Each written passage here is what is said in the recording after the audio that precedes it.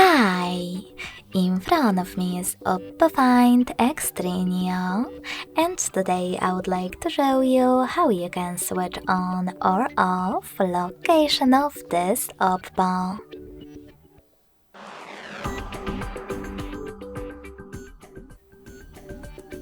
Firstly, go into Tab menu and look for Location shortcut.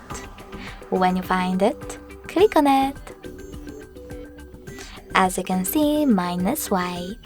That means that location is disabled, but you can always enable it by tapping on the same shortcut again.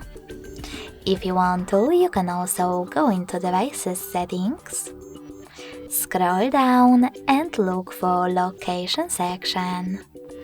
Then click on it and tap on this switcher to manage it. Thanks so much for watching. If you enjoyed this video, don't forget to leave a like, comment and subscribe. Bye!